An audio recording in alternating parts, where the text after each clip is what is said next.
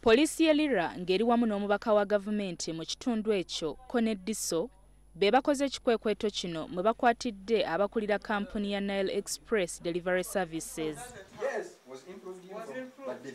Bano kigambibwa nti babadde babuzaabuza bakasitoma baabwe nga kampuni emu eno ekozesa amannya ag'enjawulo so ng'ate era yali yaggyibwako n'olukusa lw'okukola omulimu guno. Yasooka n'ekyusa erinnya nga yeeyita Nile Guards, bw'emala n'ekyusa erinnya nga yeeyita Dimocos Security Solutions, n'emala ne yeeyita Nile Express Delivery Services.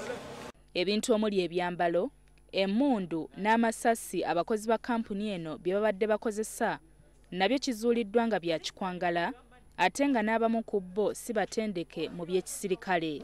This one is UPDF color. I don't know who gave you. You use UPDF color. I'm a green. Yeah. It has not been serviced. Now why do you use it?